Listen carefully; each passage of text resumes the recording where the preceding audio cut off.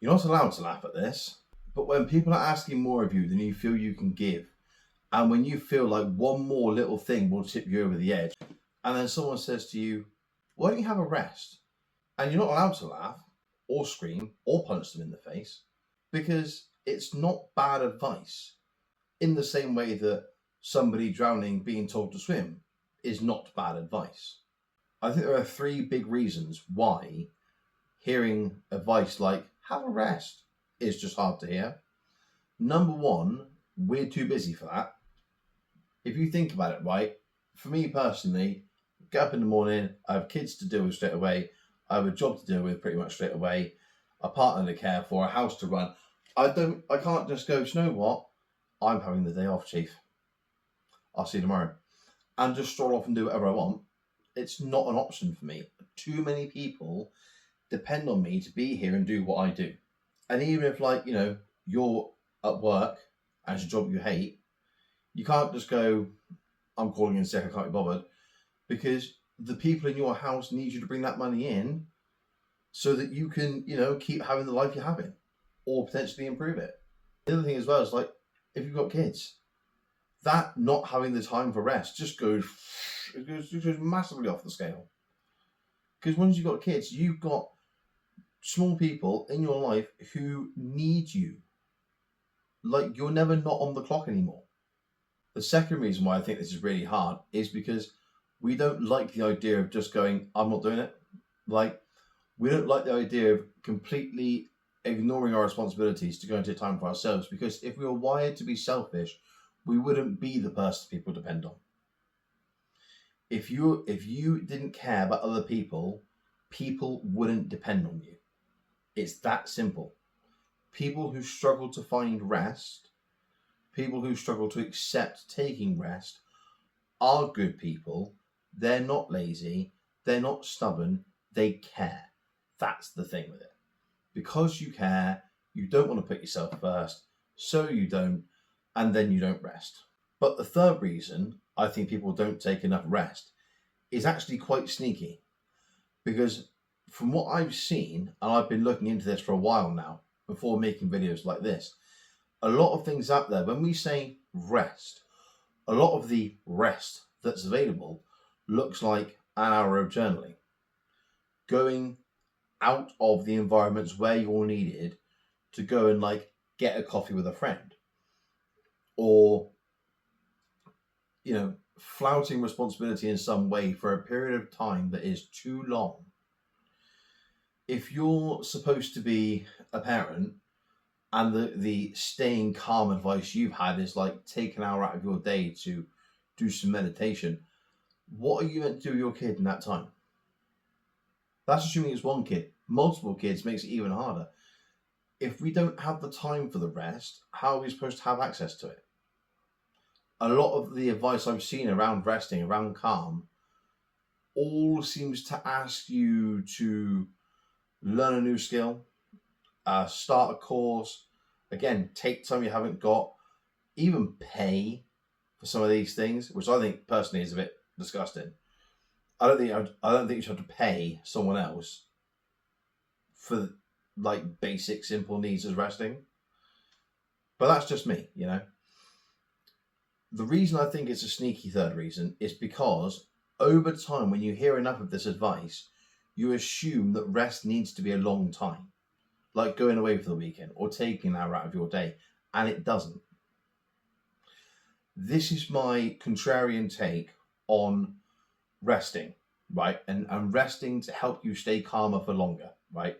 Not staying calm all the time, because, and I'll tell you this for free, staying calm all the time is impossible. It just is. And anybody who tells you that if you do enough journaling or meditation or yoga or breathing exercises or whatever it might be, you can do that, they're lying to you. That's a fact. They just are. Nobody is calm all the time. People who care more about other people than they do about themselves feel bad for resting, don't like resting, it feels cringy and it feels uncomfortable because they're not good at putting themselves first. Because they care, because they're a good person.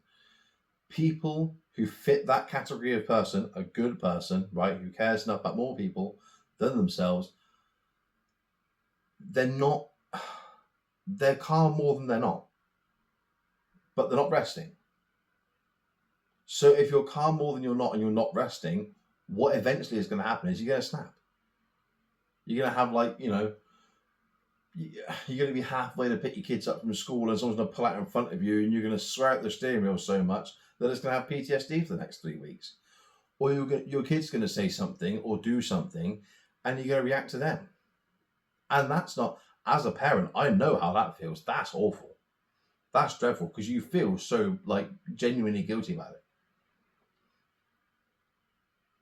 But what I've learned by looking at these other courses, scoping out what's out there, is rest doesn't have to take ages.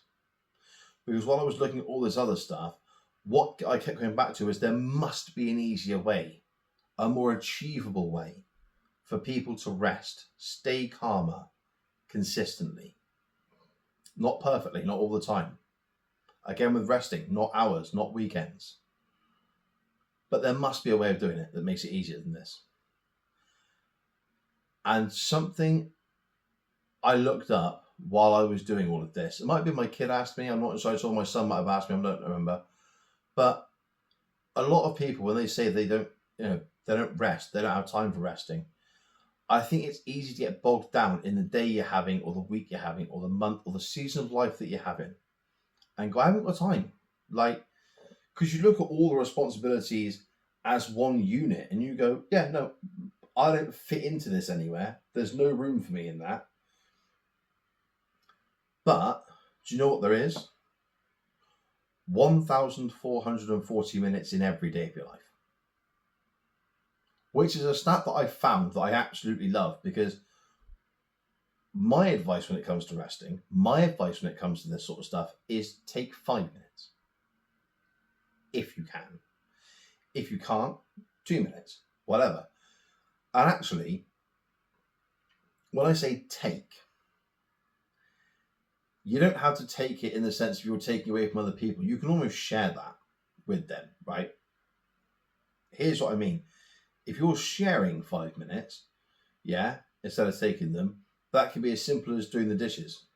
Whether you're at work, whether you're at home, whatever it is. If you're doing the dishes and you've got anywhere where you can put your phone, like a windowsill or on the sideboard next to you, whatever it is, out of reach of the water, you could put on like an episode of something you like watching, or a bit of music, maybe an audio book, something like a podcast, and you've got something for you now woven into that time that you're doing something that otherwise would have been used to at the counter doing dishes, while either your colleagues or your kids or your partner or whoever is warbling away in the background, and all you want to do is scream into the soap bubbles. With sharing time, all you're doing is bringing one thing you like into the room with you, right? As almost like a comfort blanket against the responsibility that you carry everywhere. When you're taking time, that's slightly different, because that is time that's just for you. Again, it doesn't need to be long. 1,440 minutes every day. If we're saying we can't find 5 of them, what we're saying is the people around us and the responsibilities we carry cannot manage and exist on just 1,435 minutes of every single day. If you put that into perspective, 1,440 minutes of every day, you're after 5 of them. If the people around you can't cope with 1,435 minutes of your day, I'm not sure they're the issue. I'm not saying you are either necessarily. I think the way you're looking at it might be. Because 5 minutes is easy to find. If during a day you make a hot drink for yourself, you scroll on your phone, you drive to or from either work or home or school or whatever, right? If you do dishes, if you do the clothes washing, if you there are so many opportunities for this. Let me break down 2 examples for you, okay? First one, if you work full-time or part-time and you get any kind of break, right?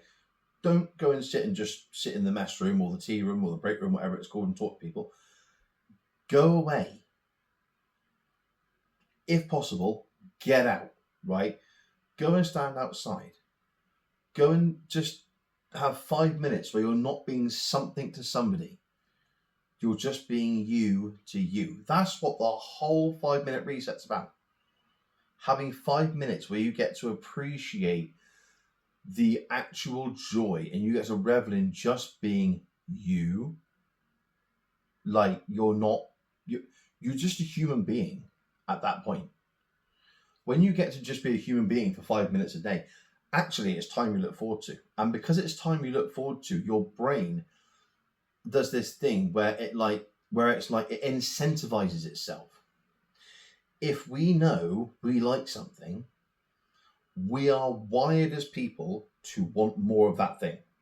Okay? Self-incentivization, if you enjoy spending 5 minutes not being something to somebody and just being you to you, the fastest track to finding more of that time is to take it in the first place. If you take it and you enjoy it, your brain will find more slots. And they are there, right? Let's use the example of, we're going to call this person Shane, right? Shane works full time. He's got 2 kids. He works shift work, okay? So on week 1, Shane's working at 10 till 6. Yeah, in a factory. Gets up in the morning, takes his kids to school at 9. Shane's then coming home, getting his stuff ready for work and goes off to work, right? Now, Shane on a normal day takes no resets at all. Shane, when you're taking 5-minute resets, because resets to Shane are an hour or a weekend or whatever, right?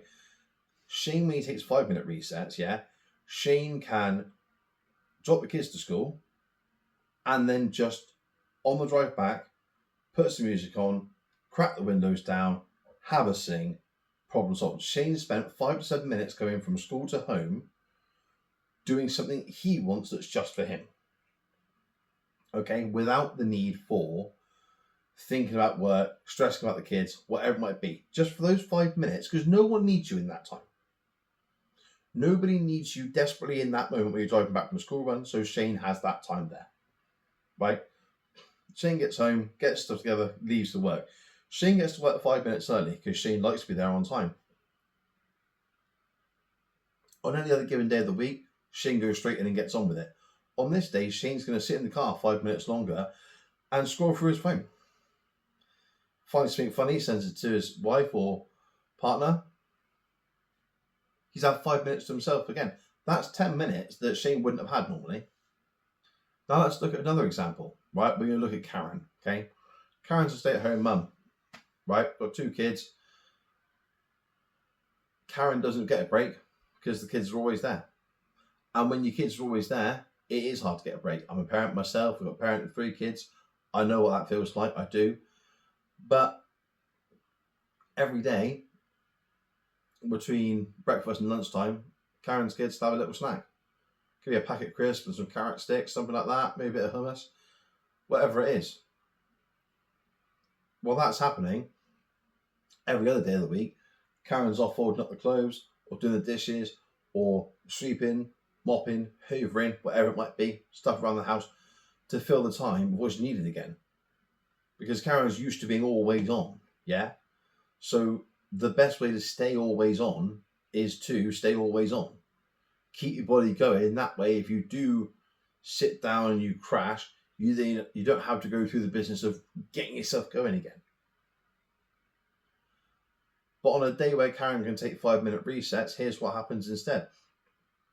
Karen makes the snacks up for the kids, brings it into the kids, and Karen, instead of going off and doing some housework or doing whatever it is, right, yeah, Karen's going to go out into the kitchen and put a message in the group chat. Karen's going to go out into the kitchen or into the front room or dining room or wherever it is and put on 5 minutes of a podcast.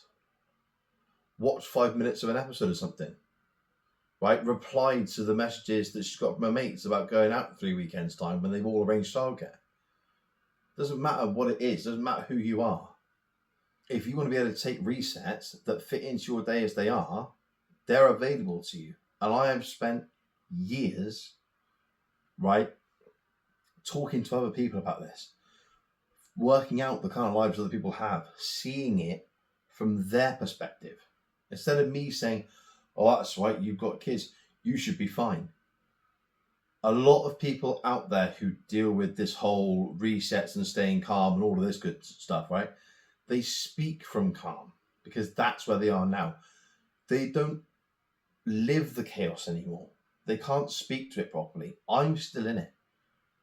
And I don't care that I'm still in it. Actually, I'm proud of it. I'm proud to be in the chaos. Because being in the chaos is what makes things difficult, but also in the chaos, you get some of the best and nicest unexpected moments you get. But when you get the good or the bad moments and you don't get any rest, it's exhausting whatever happens. Think about it this way. This is the way that I encourage you to think about these resets. Because if you start thinking like this, and it's common sense, it's not some hoodoo horse shit, right? It's just basic common sense. If you start thinking like this, I promise you, resets are easier to take. And if you start with the small resets and build them up over time, I'm not saying start at 5 minutes and do half an hour tomorrow. I'm saying keep taking 5 minutes, and by the time you've done 6, it's been half an hour. If it's one a day, 7 days a week, 5 minutes a time, that's 35 minutes. At the end of 5 weeks, that's a lot of time. Just is. If you think about it like this, it makes your life so much easier. The people who need you, whether you're at work, whether you're at home, it doesn't matter where you are, but the people that need you, to be something to somebody, you're trying your best to be that person because, like I said earlier, you care, you want to be that person, you want to be present, you want to be the best version of yourself you can be in that time. Are they better off with a version of you that's constantly exhausted or one that is more present, more calm, and more able to cope because you're taking resets? I don't really feel I need to answer that question. It's not just about helping you. You're the byproduct. Helping you is almost the side effect to helping them by taking these resets. If you want help understanding where they can be for you, that's entirely fine. There's a PDF in the description of the video that takes you through to a sign-up sheet. The PDF is sent out for free. Once you're inside the sign-up sheet, you will get, the option for correspondence emails from me, okay? And once you have that, you're welcome to reach out. You're welcome to reach out and say, hey, listen, I've looked through the PDF, but actually I have this thing, or I care for my parents, or, my kid's got this disability or whatever it is. A lot of the stuff on here doesn't really apply to me. Can we maybe have a chat and see if we can find something that works for me? Because I like the idea, but I just don't have the option for what you're talking about. Yeah, fine. We'll do that. I don't mind. Will I charge you for it? Absolutely not. I believe every single person out there should have access to resets that serve them in their life. I do not think you should have to stress yourself out to calm yourself down. Calming yourself down, taking resets should be available to you. Fact. You and everybody else. They just should. And if more people had access to these things, if more people knew that access was available, I don't think people would struggle as much. I appreciate this is a contrarian take about the small resets, about the fact they work for you already. And I feel almost a bit like giving the answers away. But you know what? I don't care.